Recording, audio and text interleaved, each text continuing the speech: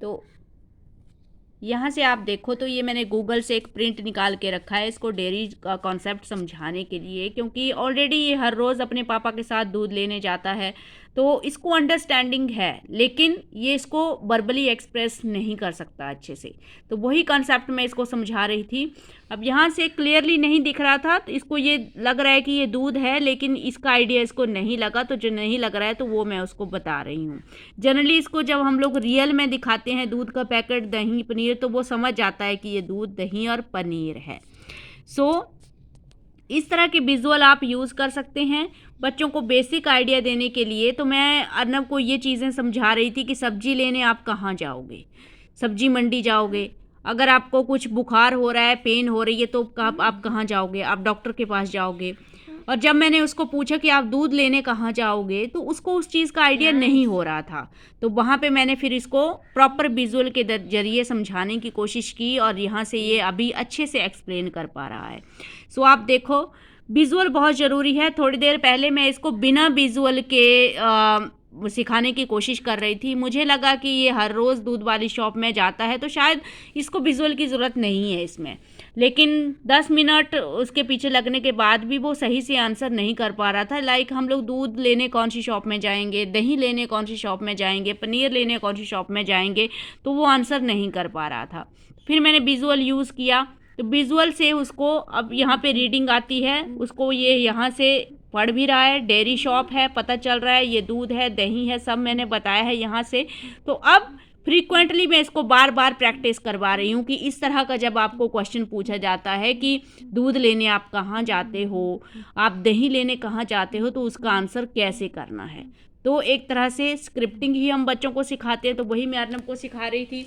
अब बिना विजुअल के अर्नब को पूछते हैं दूध लेने कौन सी शॉप में जाएंगे, ये देखो फिर से नीचे देख रहे हैं, डेयरी शॉप में जाएंगे। हाँ, दही लेने कौन सी शॉप में जाएंगे, दही लेने डेयरी शॉप में जाएंगे। पनीर लेने कौन सी शॉप में जाएंगे, पनीर लेने डेयरी शॉप में जाएंगे। तो जितनी बार मैं उसको पूछ रही हूँ, आप देखो विजुअल का सहारा लेने की ज़रूरत तो उसको हर वक्त पड़ रही है, यानी कि वो बार बार भूल रहा है अभी भी।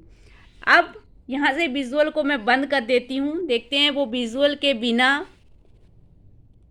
ये सब करने का एक ही मोटिव है गाइस, आपको ये समझाने का कि विजुअल कितना ज़्यादा हेल्पफुल होता है और इन बच्चों की कितनी ज़्यादा टेंडेंसी होती है विजुअल को प्रेफर करना। अगर उसके सामने विजुअल है तो वो उस विजुअल को ज़रूर यूज़ करेगा।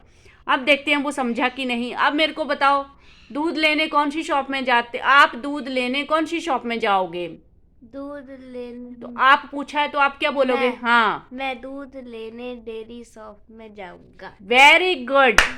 आप दही लेने कौन सी शॉप में जाओगे? दही लेने, आगे आओ।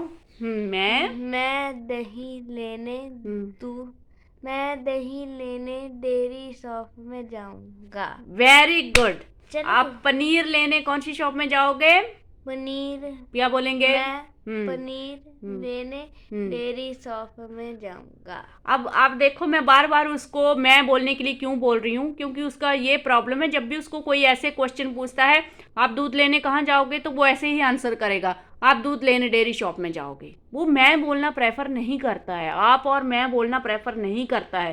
पहले तो समझ में ही नहीं आता था, अभी उसको समझ में आता है। अगर हम लोग, जैसे मैं उसको टोक रही हूँ कि क्या बोलेंगे, तो वो रिकॉल करता है कि मुझे मैं बोलना है, लेकिन अभी भी उसको हैबिट नहीं है। अभी भी अगर आप कहीं उसको मिल जाओगे तो वो आप ही बोलेगा।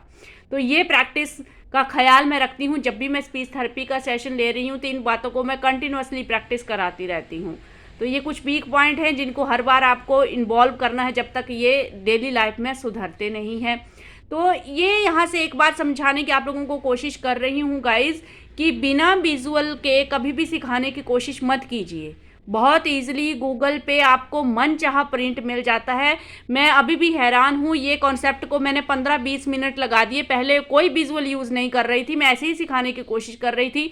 अनफॉर्चुनेटली मैंने वो वाली चीज़ रिकॉर्ड नहीं की, तो अगर वो करती तो आप देखते वो कितना भूल रहा था, बिल्कुल भी नहीं गेट कर पा रहा था, वो सेंटेंस भी नहीं बोल पा रहा था। लेकिन जैसे ही मैंने विजुअल का सहारा लिया और विजुअल से सिखाया, वो फ़ौरन 5 से 10 मिनट में उस चीज़ को सीख गया। और अब क्योंकि विजुअल से मैंने प्रैक्टिस करवाई है तो विजुअल उसके दिमाग में रहेगा।